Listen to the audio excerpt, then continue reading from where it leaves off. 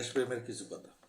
আমি এই দেশপ্রেমের সবচেয়ে বেশি আশা করি রাষ্ট্রপ্রধান থেকে শুরু করে রাষ্ট্রপ্রধান, রাষ্ট্র পরিচালনা পর্ষদ এবং একদম সর্বোচ্চ মহল থেকে দেশপ্রেমের সংজ্ঞা তাদের কাছ থেকে দেখতে চাই, তাদের আচরণের দেশপ্রেম দেখতে চাই। এই রাষ্ট্রপ্রধান যে জেলার হবে সেই জেলায় চিকিৎসা ব্যবস্থা নেবেন, সংসদরা তার নির্বাচনী এলাকা নেবেন। তাহলে আমরা বুঝবো, জনগণ, সাধারণ জনগণ বুঝবো যে দেশপ্রেম উপর থেকে আসতেছে। ওই কামলা চামড়া দিয়া রিস্কাওয়ালার থেকে দেশপ্রেম আশা করলে আশা করা ভুল হবে। আমরা কার কাছ থেকে শিখবো দেশপ্রেম? উপর থেকে। আদৌ কার কাছ থেকে শিখবে? আমার সন্তানরা আমার কাছ থেকে, আমার ওয়াইফের কাছ থেকে, আমার স্ত্রীর কাছ থেকে এবং আমার কাছ থেকে এরা আদব শিখবে। রাষ্ট্র, জনগণ কার কাছ থেকে শিখবে?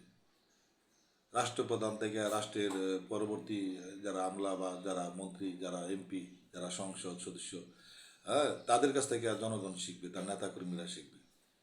আর কোনো অপরাধ হলে দলীয় লঘু দেয়, দলীয় লঘু দেওয়ার যেতে দলীয় নিবন্ধন আছে কিনা তার নামে নিবন্ধনটা দিতে হবে, যেটা এমুক দলের, এটা এমুক দলের অপরাধ করা পড়ে। আর অপরাধী কোনো দলের নয়, অপরাধী তাকে অপরাধীর দৃষ্টিতে দেখতে হবে। আর আইন আরও কঠোর হতে হবে। আমার দেশের যে আইন, এই তো এটা আমার কাছে কেন জানি মনে হয় কোনো আইনের মধ্যে পড়ে না, এটা কোনো আইনই না।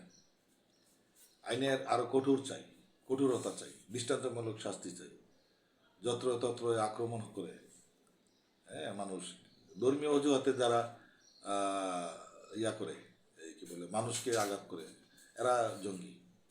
সে যে কোনো ধর্মের হইতে পারে, হ্যাঁ।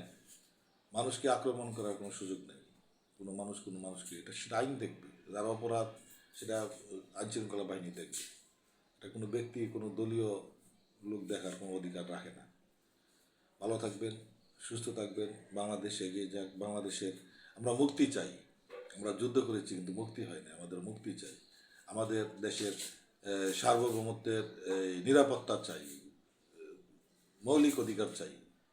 ভালো থাকবেন।